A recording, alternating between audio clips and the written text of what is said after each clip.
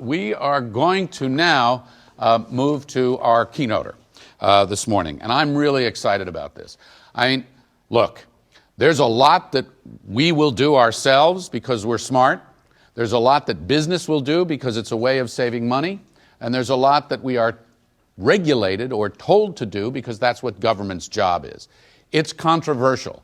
Anybody been checking out the political campaign? You may have heard a word or two about the IRS or the EPA. Who knows what the EPA stands for? Okay, if this crowd doesn't know that, we are in big trouble. The Environmental Protection Agency. You want to breathe clean air? There's a Clean Air Act. You want to drink clean water? There's a Clean Water Act, right? We want to regulate greenhouse gases. They've been given the constitutional, by the Supreme Court, the right to regulate greenhouse gases. But it's controversial business. So what is the EPA's role as our cities grow? Here on the eve of Earth Day, and we think about cleaner, better places, what is the perspective there? So ladies and gentlemen, I'd like to welcome Gina McCarthy, the EPA administrator, to join us on stage, and I'm going to turn things over to her. Please join me in welcoming her. Thank you. I will give you the stage. This is where you can use your Pigeon Hole to put in your questions, and when she's done, I'm going to come back up. We'll have a few questions, and we'll open it up. One of the best speakers in America, certainly on this subject. It's all yours. Well, Frank, thank you for the tee up, and thanks everybody for the welcome. It is great to be here to talk about sustainability, and I want to just give you a little bit of a sense of where I think EPA fits in, and I want to try to keep my comments short, although sustainability is, I think, what I've worked on for 36 years. So you'll have to forgive me. I really would like to spend at least a minute on each of those years to tell you what I've learned and then have a good discussion. But I'll do my best to stick within 10 minutes so we can talk about this, because sustainability for me began when I grew up just outside the city of Boston. And sustainability for me was the fact that we were dealing with black smoke coming out of smokestacks. We were dealing with a Boston Harbor where if you fell in, you had to get a shot shortly thereafter, where you had little oil balls, tar balls stuck to you as you got out of there. I mean, when I was growing up, we were talking about seeing visible pollution and wondering why nobody was taking care of us and why nobody was doing anything about it. So to me, that was part of the sustainability picture. And then the first job I really had, my big job, was I actually became the health agent in the small town of Canton where I grew up. And then my view of sustainability changed somewhat. Because then it came about because I was growing up at a time when environmental laws were really being implemented, and I was chasing around cancer clusters. I was looking at small amounts of organics in our drinking water supplies. I was looking at the causes of asthma in kids and why community health centers were filled with people who were actually exposed to environmental pollution, and the only place that was taking care of them was a doctor. And I wanted something different. But I began to realize that there were personal faces on these issues. These were not just big environmental regulation questions. This was a question of how people interact with their environment, their understanding of their environment, and how they incorporate that not just into decisions of government, but into their own individual lifestyle choices. And so it's a complex issue that has fascinated me ever since. And so I have begun to look at these issues as being very much integrated questions, which is what really sustainability is all about. You should never ask yourself about how to grow a job without asking yourself what the environmental consequences of that job and industry sector is and how you look at them together. You should never go into a city and look at an area that has high poverty rates and neglect to see that those individuals are more at risk of environmental exposures than anyone is because of their health consequences of living in poverty, but you should also look at the challenges of pollution that they're facing and how that directly integrates with whether or not that community can make its way out of poverty and how to get there. And those are challenges that we all face. They are challenges that EPA has been facing for decades. Now, for 45 years, we have done a great job, in my opinion, and I'll tell everybody I know, we have done a great job at nationally reducing pollution in a way that has significantly improved health for everybody in this country. And if you want to dispute that, we can talk for a really long time. But I think there is no question about that. We've made huge leaps forward. So the challenges today are really not a question of whether or not we have an opportunity to continue to make progress, but where are those priority issues when I can't see the problem like I used to be able to see it 45 years ago. 45 years ago was when EPA was created by Richard Nixon because the pollution was so stark the rivers were burning. Well, that's not happening anymore. But now we do have PFOA in the drinking water at Hoosick Falls. How do you deal with that question? We do have Flint, whose only problem isn't lead in their drinking water. It is the fact that they have a drinking water system that only needs to serve half of the population it did in the 70s because it has been deteriorating since the 70s in terms of its economic engine to keep that city vital. And as a result, they've got a water system that hasn't been invested in decades. So the challenge is much larger than talking about lead. It's about the economic vitality of our cities and how we keep them vital, whether they're small secondary cities or big ones. So I have intimate knowledge from every mayor that I have spoken to in the city of Boston for the past 60 years when actually, I never talked to anybody when I was a year old. All right, 50 years.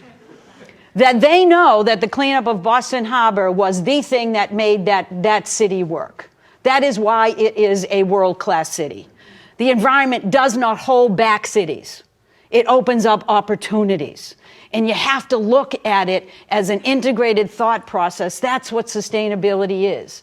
So do not give me the old, I'll be nice because I'm in a large crowd, nonsense of telling me that the environment is holding down the economy. If you believe that, move to Beijing.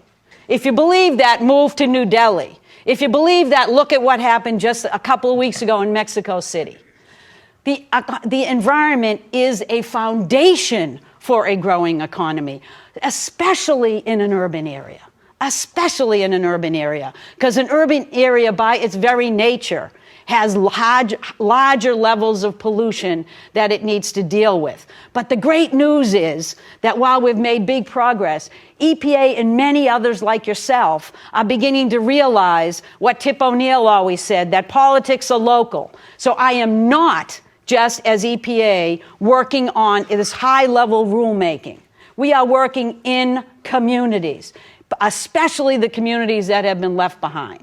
If you don't think environmental justice is real, then I'll have a further conversation with you, because it is real and it is ticking. It's about where you spend your SRF dollars. It's about what we do with clean cars and clean trucks. It's about recognizing that roadways are a significant source of pollution, even though we like to think that cars and trucks are great. It's about investment in public transportation.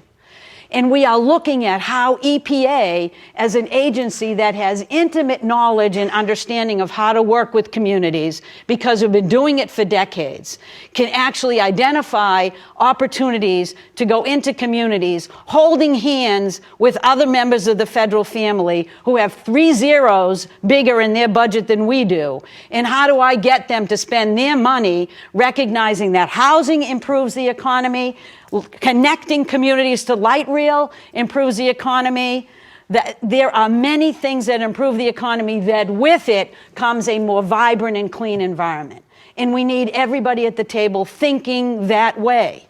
So we have both environmental justice efforts that are focusing our resources on the communities that have been left behind, and we have something called making a visible difference, which is identifying 50 communities where EPA goes in knowing that EPA is not the driver of change, but there are many ways in which communities envision a future for themselves when they grow up that is healthy and that is economically vibrant, and EPA can give them an opportunity to speak about their vision with small grants. And with that comes other monies that can happen at the federal and state level from HUD, from DOT, from USDA, and we can bring them to a table and make a difference. So I can give you 50 examples off the top of my head as to where EPA did not act as the regulatory agency. In fact, all we did was set a table. And we said that table should be an opportunity for the communities themselves to speak about what their future looks like. And we know that when you get more economically vibrant as a city, you are automatically going to be driving down the environmental exposures that are impacting directly public health. So what we need to think of is, with tomorrow as Earth Day, how do we look at life differently? How do we realize that the Earth is a system, and frankly, cities are a system as well? And I've never known any mayor who is willing to sacrifice the future of their kids for the vibrancy of their city. They have to do both. They have to protect public health if they actually want to have economic vibrancy. And so EPA is, at its essence and core, a public health protection agency. That is what we do for a living. But what I do is translate that science and that understanding of exposures into a way in which individuals and communities and states can embrace it as part of a sustainability vision for their future. So the work you're doing is incredibly important. But today I would just say one more thing. And that is that it's more important than ever, because if you think that climate change isn't impacting public health, then you have to open your eyes and take a closer look, because the data is there, the understanding is there.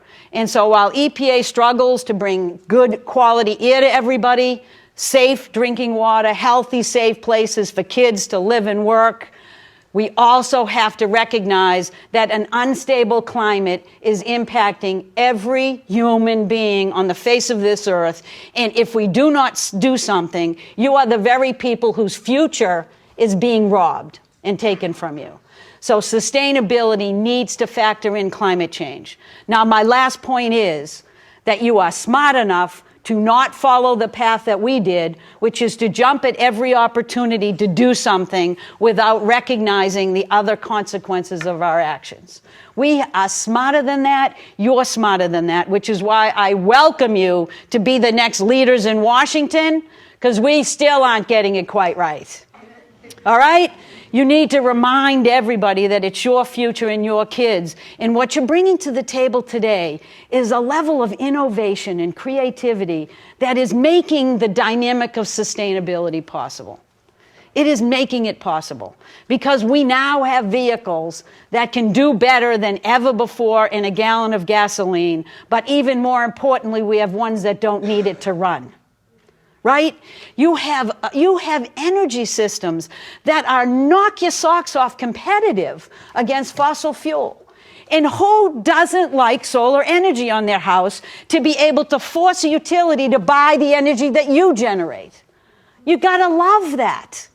So we have to get the politics out of it and give people actually what they want, which is solutions that allow them to live in a world that's sustainable, in a world where the climate is stable, in a world where mayors can be the leaders of this effort, because they know that when they invest in energy efficiency and renewable energy, it doesn't translate into costs, it translates into better paid teachers who can educate the next generation to bring the next generation of innovation and technology to the table. This is sustainability, folks. You've got to deliver it. Soon I'll be cheering you from the sidelines, but I'm a noisy cheerer. So go for it, and let's have some questions.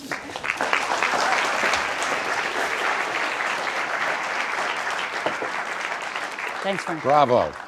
All right, well, let's dig in, and you can use your pigeonhole to put in a question, and I'll take a look at those What shortly. is a pigeonhole? Pigeonhole, it's this cool innovative software, and people can put in a question. They can upvote one another's questions. It'll come to me, and I'll ask you. Cool. You know, and we'll also go to the floor. But I want a couple things first.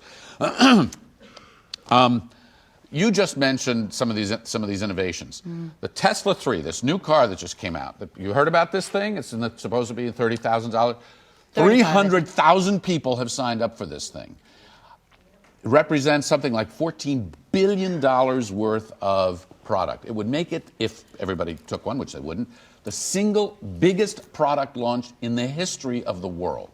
Now, what does that tell you? What should that tell us? Does it tell us that people are really anxious to go next-gen vehicle that doesn't emit, or is this just a cool car, or what? No. What do you conclude from this? Well, my conclusion is that, well, first of all, it is now exceeding the number of zero-emission vehicles we have on the road.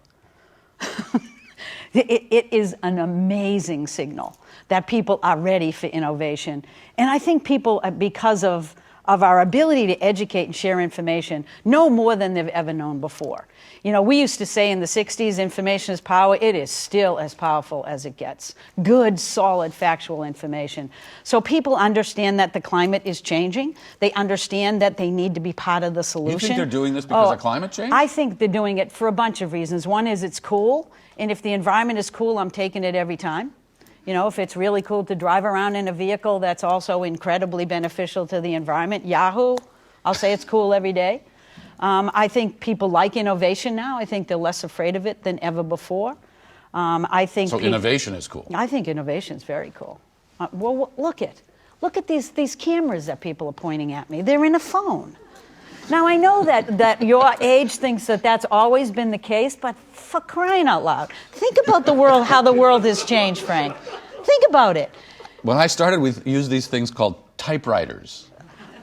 Yeah, I know. Can you believe it? With that ribbon, you used to have the correcting ribbon. I use the correcting ribbon, not the typewriter. I just threw the pages out. It's just, yeah, it's just amazing. So people are expecting innovation, and they're demanding it all. All right, so you talk about cities and what cities are up against and how much we have to do and how quickly we have to do it, because we've also got new science that says the planet is warming faster than we thought. I'm going to talk to Jim Beiser and Quentin Wheeler a little bit later, our scientists here, about what that means. But let me read this story to you, speaking about stories, from February 9th in the Washington Post. Headline, Supreme Court puts brakes on the EPA's Clean Power Plan.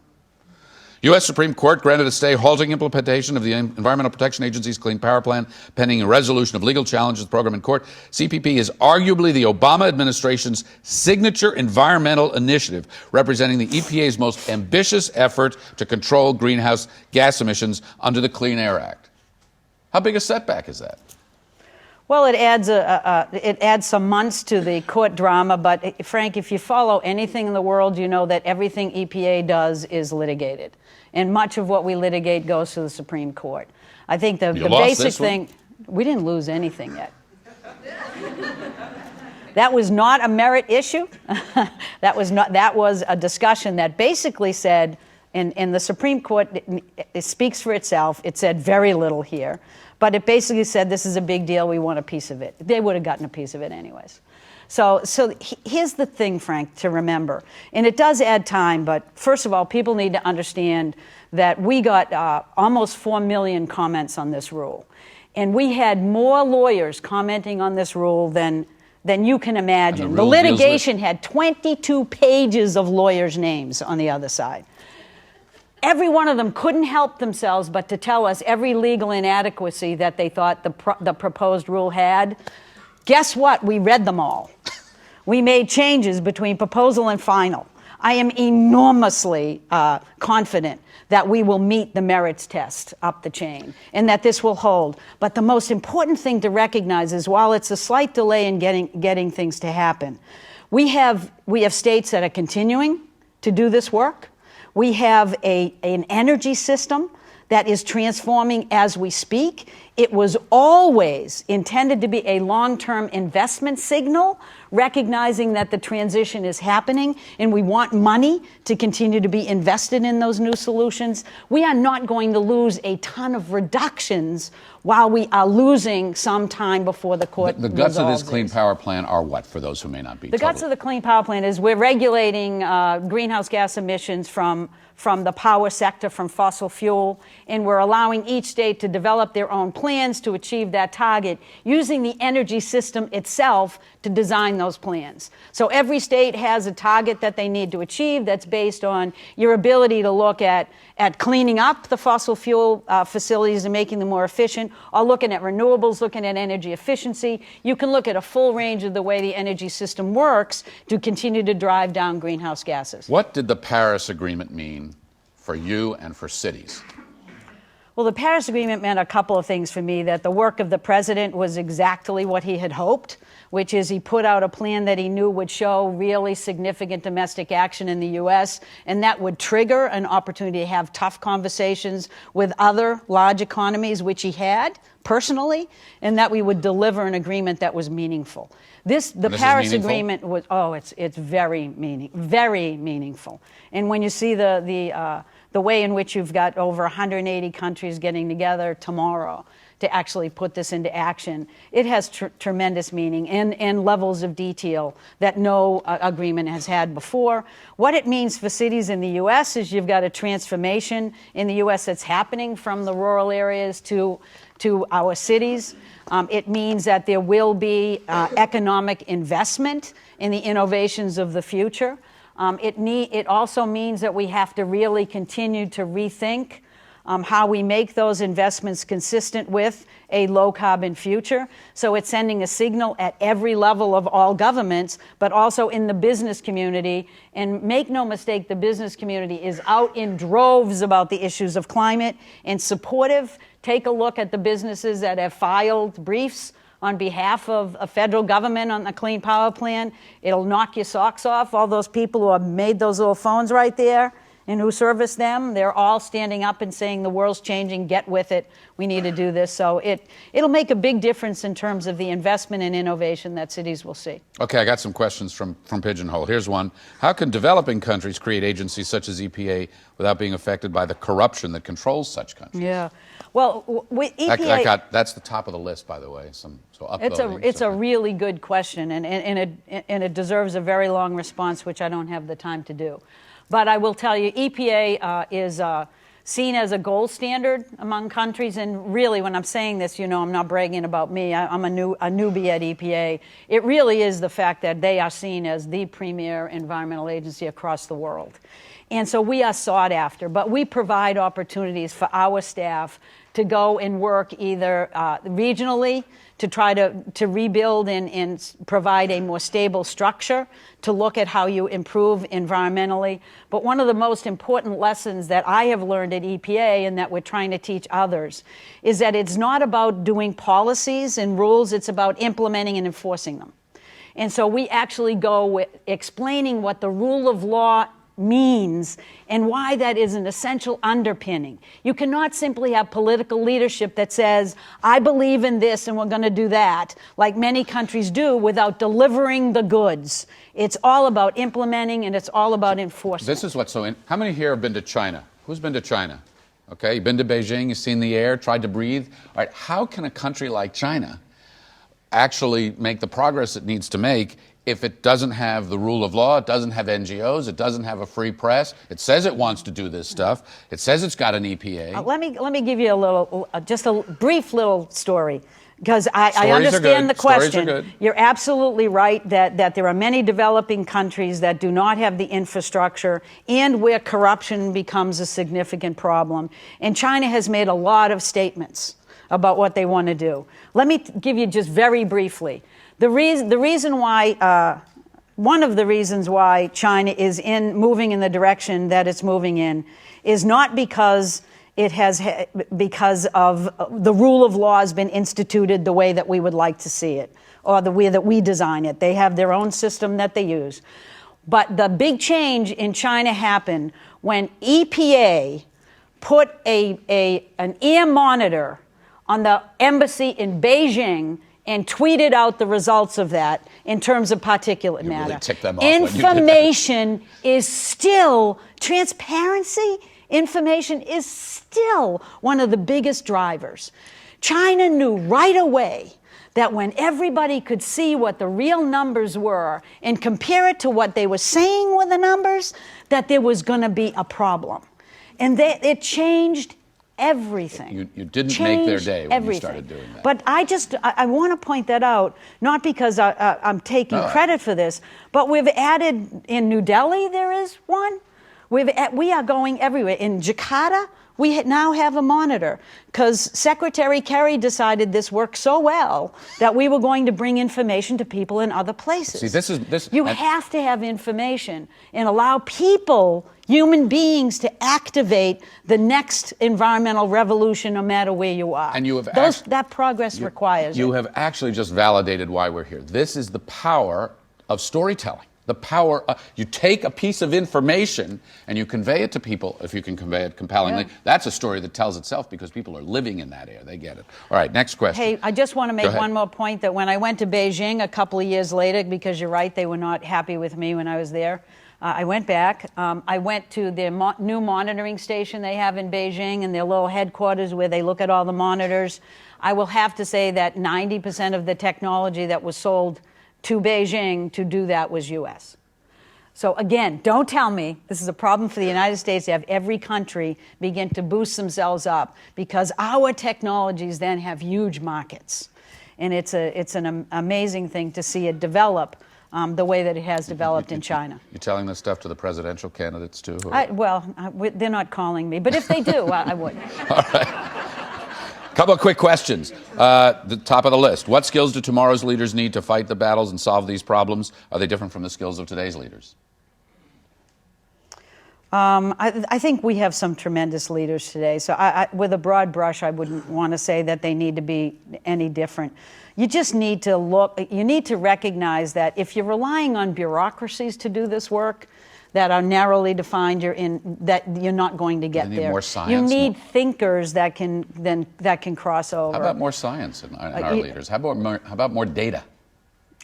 You know, I don't know if it's more data or forcing people to look at the data. I mean, really, climate deniers are not about a lack of data. They're about a deniers as to whether or not the solutions, once you recognize the problem, are going to be to their advantage or not. Okay, here's one. If you were mayor of a city with a limited budget, what's the first initiative you'd allocate money to?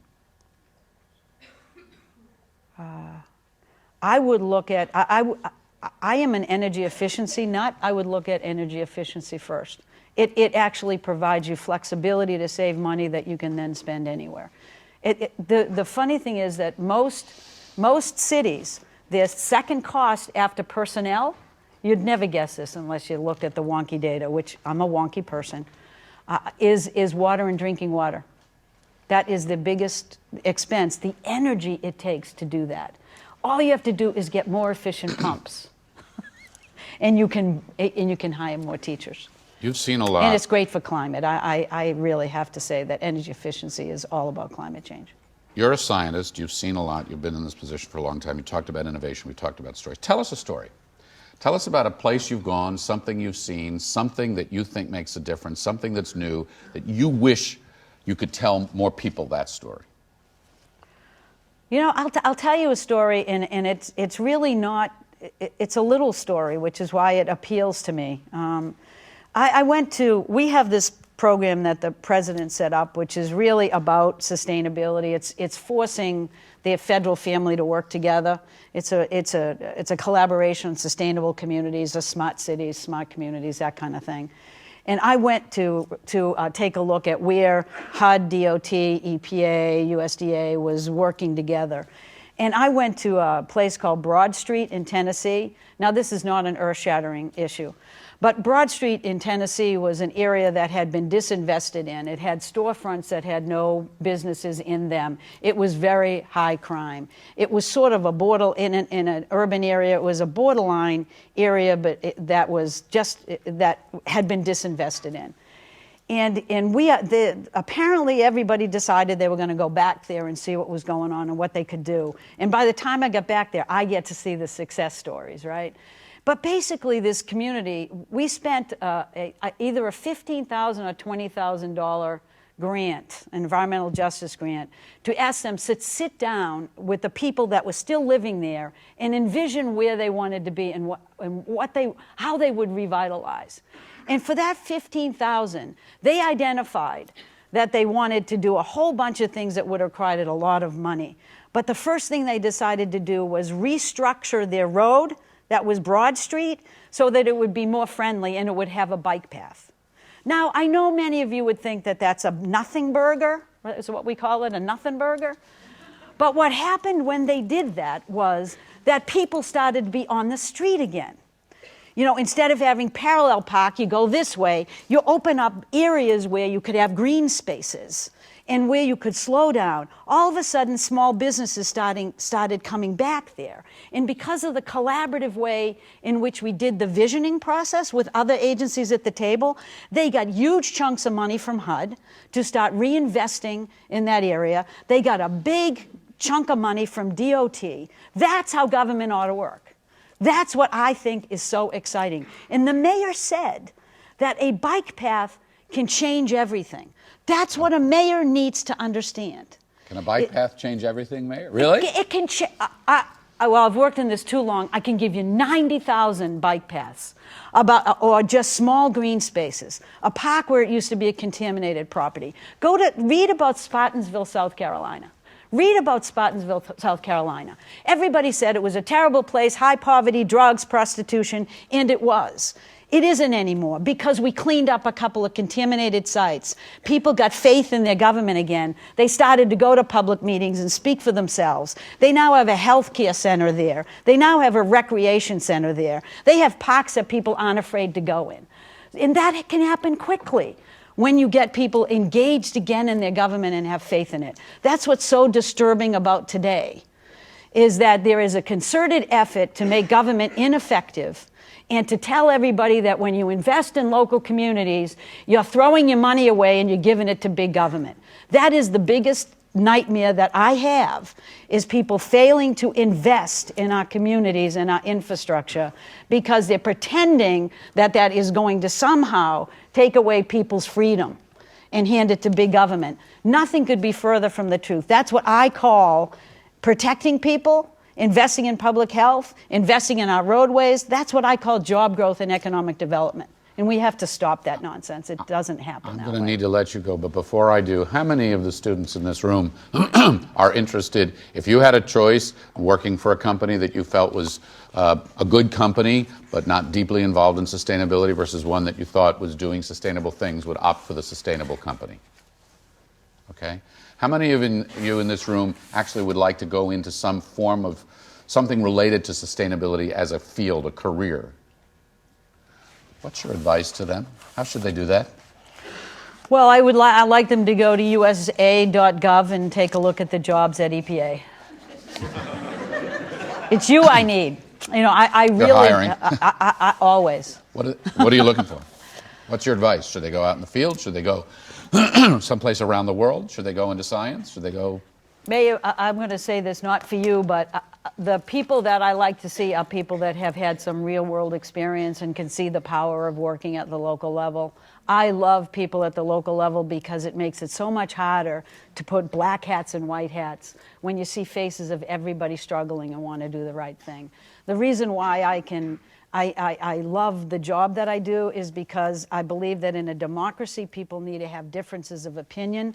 I respect those. You got to listen to everybody.